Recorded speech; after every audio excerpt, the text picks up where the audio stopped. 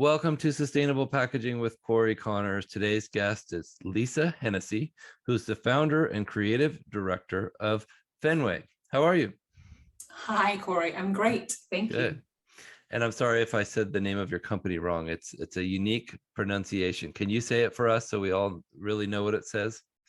Well, in the German version of saying it would be Fernweh, and it's kind of like a longing for distant places and an urge to explore. Well, that's a wonderful story, and it makes sense why you are located where you're located. Can you tell us a little bit about your background and how you got started, and then really reveal later where you live, and we'll all be jealous? Sure, I'd love to. I'm from Berlin originally, and I think I left and moved to LA at some point because I was cold. But to lean a little more in the professional background, I in big international ad agencies for a really, really long time. Much too long, probably. It was kind of fun. And when you're in like your early 20s, it's all shiny and cool. And I worked for VW as head of art for a long time and got to travel the world and shoot with American fantastic photographers and directors and see all kinds of cool locations. But at some point, you kind of get that realization of how sustainable is this, and why do we keep lying to people to buy more stuff in a world that clearly doesn't need more stuff? Right. So on that journey from being a creative director in Europe first, I worked in London for a while, and in Amsterdam and Stockholm and Berlin, and then in LA in the even bigger ad agencies. At some point, it just really felt like I can't face this ego-driven bro world anymore. And I really wanted to work with people who cared, who shared my values, and who applied empathy and actually listened to their clients. So that led me to starting Fernweh. And I was in LA for a few years. And then the pandemic happened and we all packed up and closed the studio downtown LA and moved to Kauai. That's where I am right now. That's the maybe slightly jealousy inducing location. Well, it's a beautiful place that you live, and it sounds like you've got an amazing background. It's exciting. So can you tell us what makes your agency unique? What are you all about? I think that background plays a role in it. Like it's that big international brand knowledge that I worked on for almost 20 years, it feels like now. I bring that now and make that accessible to small brands and startups who are starting something new that's really meaningful and who could probably not afford to work with a big agency like that. And then I think what we do so differently than all these agencies, or I think at least, I hope it's true, is we really care and we really listen and we really like to collaborate, not only with other great creatives, but also with our clients, because that's the people who actually know all the story, all the details about what they're building. And in the agency world, it often feels like they kind of put over there in the corner, and so much ego comes through that feels like we know better and we just tell you how it's going to go. And instead of doing that, we really try to be partners of our clients and help them along this really scary entrepreneurial journey sometimes, and kind of hold their hands through that early stage scary stuff where you have to focus on so many things, and branding is mostly not something that everyone's an expert in. So we do that. And we really like to get a really deep strategic foundation going first. So we want to understand your story, your values, where someone's coming from, but also the cultural moment in time. And then on top of that, we can build something truly unique, truly authentic to whatever brand it is. And that's anything from a brand launch right from the start, kind of a rebrand for clients who are ready to pivot into a more sustainable future with us. Or we just do brand campaigns or photo shoots and video shoots and all those good things in between. That's excellent. Are you finding a lot of your clients are focusing on sustainable movements now, like including packaging? I mean, you have to, right? I feel like it's more and more of a conversation that you have to have with every client. When we started out, it was a little harder than that because often it was the companies who didn't have big budgets. But nowadays, I think big companies are being forced to rethink what they're doing because of the transparency of that age of technology that we're in, right? So people are not satisfied with the lies of my previous career of like advertising world, where you just like hide all the bad stuff and tell them the shiny version of the thing. Nowadays, I think people want to know what's actually going on behind the curtains. And Very true. sustainability is a huge factor for that. Yeah. Companies would say, oh, look over here, we're doing something good. Yeah. But don't worry about this stuff. That's not as important, right? Yeah, absolutely. And so much of that is greenwashing, right? I'm sure you know all this. It's the name and the colors are all like, from my, as a creative director, from my standpoint, I see that a lot. Like, and it's so sad sometimes, because I feel like people are ready to go along on the journey with you. Like, we encourage our brands that we work with to be open and transparent. And sometimes the sustainability that they want to achieve isn't really doable in that very moment, when they're just starting out, when maybe it's not as accessible, the materials that they want, or not financially viable, but at least having that mission and bringing people along on that journey to like keeping up with research and keeping up with development. Like, we call our branding process circular because we feel like it's not something that's like a one and done thing, but instead it's something you always have to work towards. Your brand is like the North Star, and when part of that vision for it is sustainability, and I think it has to be, then packaging might not be perfect from the start, but it'll certainly be something that will keep developing towards being as sustainable as possible, and maybe even more so than just sustainable. I hope for more regenerative materials and more things that not just take from the planet. I feel like we've done that for a really long time now. It's time to return the favor and give back a little bit. So hopefully there's the good progress in the future, right? Oh, absolutely. And I can assure you there's a huge amount of progress coming. It's very exciting to be a part of the packaging world today. I've been in this industry for 24 years, and I've never seen this many innovations in sustainable packaging, this many new ideas, this many new laws saying, hey, you're going to be sustainable, like it or not, which is good. It's time. It's like you said, it's time to fix some previous mistakes and do a better job. Can you tell us about maybe a client of yours that you really felt passionately about? Hey, this is a real sustainable initiative that they came up with, or we came up with them. I mean, yes, definitely. There's a few we're working on, but all of them I feel like have challenges and are not perfect yet. But I love that they're willing to go on that journey with us and bring their customers along. I think it's anything from, like, we worked with an incredible sunscreen company that really wanted to redefine what like clean sunscreen even means, because so much of that, again, is like that whole greenwashing of, it says it's reef friendly, and then when you read the ingredients, it's clearly not. So not only did they create a product that's outstanding, but also they were ready to like go beyond just reef friendly, and they are partnering with some great companies on Hawaii and otherwise, where they're rebuilding reefs and they are doing beach cleanups and all kinds of things. So for them, it was like an interesting challenge for us to come up with the most sustainable packaging. And my first instinct was to say, okay, glass, and then we make it refillable in local stores. That sounds really nice. Getting glass to Hawaii is not so easy. And then also their main target are luxury resorts, who would never let you take glass bottles to a pool or anything like that. So we ended up working with Ocean Waste Plastic, which is a really great starting point. I feel like it makes me really happy to see what they do, and I think it's so important right now. But my problem is with that, like, where's the circularity of this? Like, who guarantees that this beautiful bottle doesn't end up back in the ocean afterwards, and then we just have to keep fishing it out and keep remaking it? So I'm hoping that there will be something better in the future that is FDA approved and healthy and clean and all the good things. But for now, I think this is the best that we came up with, and it feels really important what they do, and it's wonderful to watch them grow. Another really cool one that we work with is a really small but really lovely and mighty ice cream company. They invented the term beyond organic, and it feels really true because they work with local farmers here, so we support all the regenerative farming that's going on, and they're about to open their first physical location. So we're trying to make that as zero waste as possible, but again, it's really challenging with glass? What containers do you use? Do you just have like a cone on hand? That's the most sustainable thing, right? And how do you take it home?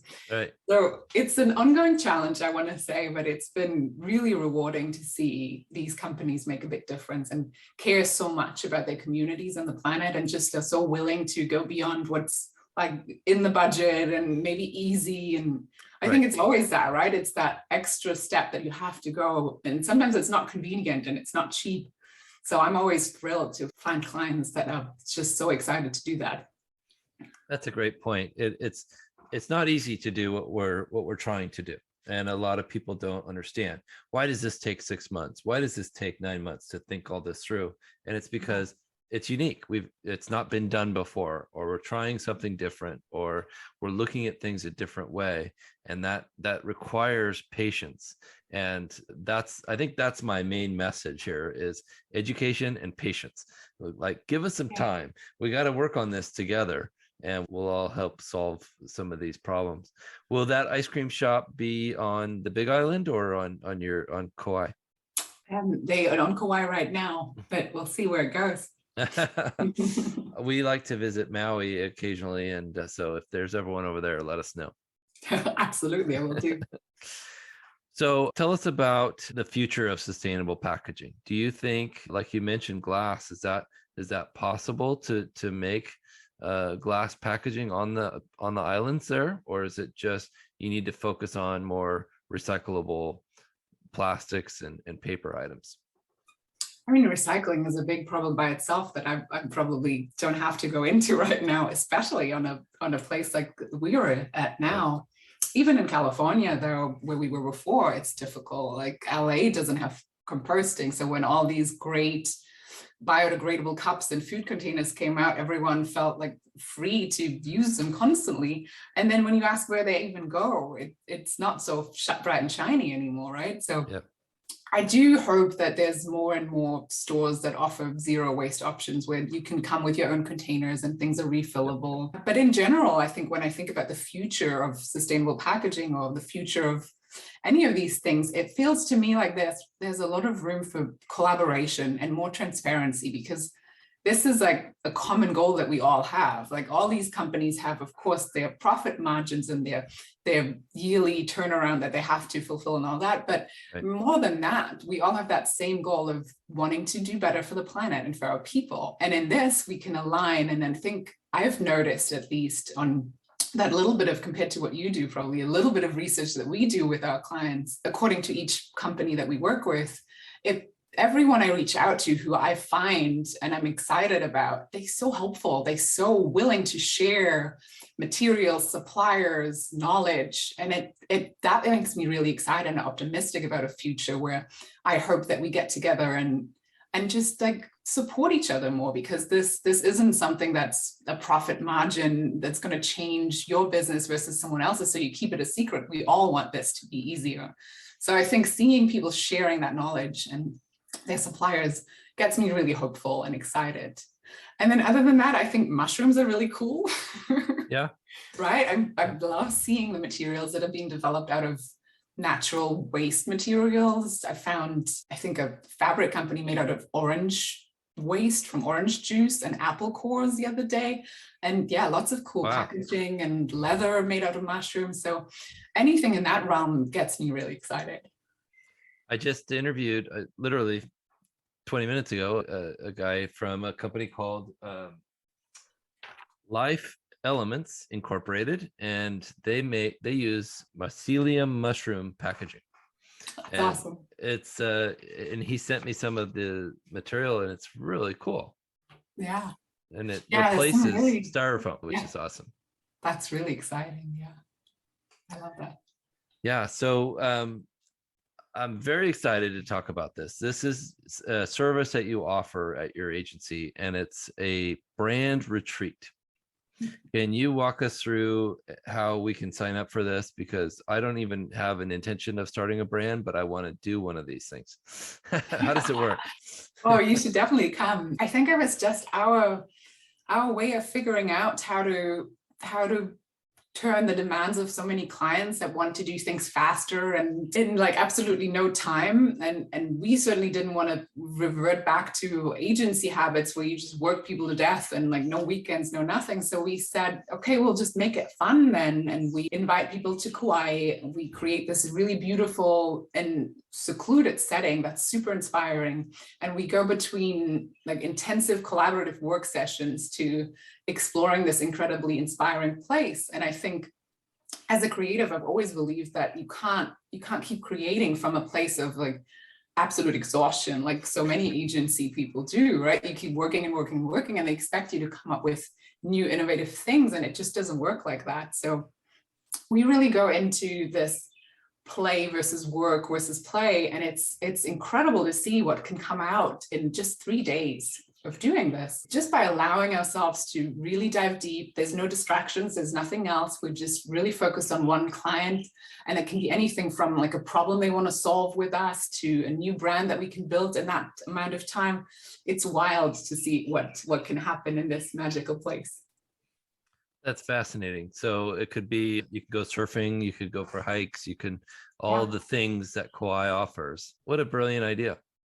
Thank you. What I'm looking forward to welcoming you for our next one. Oh, I appreciate it. So do you have, is it one customer at a time, or can you have a couple? I think so. And it's like, it can be a couple of people, but I think it's one company or one problem at a time. At least we haven't figured out a group version of that yet. We can certainly do that, but it would be more of like a guided thing that's like self-solving the problem. The way we do it at the moment is we do it for you, and you're obviously there as that collaborative partner, knows everything about that problem or business. But it's very much like, that's why it's so efficient to have us for these 3 days, and you get all these beautiful inspirational breaks. But it's also a lot of like, that's how a lot of the thinking happens, right? Like I take it all in, I want to discuss it all, but then I want to walk away from it and go on a beautiful hike. And that's where all the good ideas come up. So yeah, we haven't quite figured out how to make it a group thing in the way we want from the quality standpoint that we're on right now. Sounds like it should stay like you have it. That to me sounds ideal. It's been really great. It's been really great seeing how like a lot of our clients, founders, are very much in a type A brain of having to do all the things, right? So whisking them away from all that for a few days and allowing them to really immerse themselves into the idea of what their brand could look and feel like. And we're so much about values and big visions for something and missions for something, that it's fascinating to see what emerges when you let people really experience that dreaming stage, and that's like that break from reality for a moment. Well, and that's what the islands are so good at, I think, is pulling us back to what's really important. And that sounds ideal. And when it comes to sustainability too, I think for me, just driving to the post office, I see these beautiful natural surroundings. There's a waterfall right next to the street, right? That's just a challenge for me to do better every day. And I feel like bringing clients here to see this, and I mean, the opposite happens all around the world. Like you see how devastating the climate has gotten, right? So we get the beautiful version of this where we see how beautiful it is, and we want to preserve this, and we want to do better than we have done for so many years. So I think our favorite kinds of clients are the ones who are with us in this, who want to like really break with how this category has been doing things, and are ready to say this isn't right, we can do better. And it can be anything from a food to a leather to a perfume or whatever type of thing, service, or it's just that attitude of we want to do better now that we get really excited about, and that's usually who we work with. Well, that sounds amazing. How do people sign up for this? How do we get in touch with you? I mean, we have a free discovery call on our website. It's fernweh.land, and I'm German, so I'm very honest and blunt sometimes, I guess. So I usually take these discovery calls really to benefit whoever's signing up for them, and sometimes we might not be the right fit, and I'm happy to tell them about that and try to make the right recommendation. But I also really want to make sure that this engagement would be a good fit for them and would be beneficial for them. So it's a helpful conversation. It's half an hour and it's fun. And yeah, I'm looking forward to just having a few of those and to see if this makes sense or not. We can talk about all kinds of photography and other projects too, but that's probably the easiest way. And then if not, Instagram, we're at fernweh.land. That's also always a thing where we hang out way too much, unfortunately. Well, I think it's brilliant, and I think you're going to start a movement where more branding agencies will do something like this. It's really, really smart. So well done. I'd Thank you so much. like to thank Landsberg Aurora for sponsoring this podcast. And if you're listening, please take a second to make sure you're subscribed and give us a rating. We appreciate it. Thank you so much, Lisa. Thank you, Cory. I appreciate it. It was fun.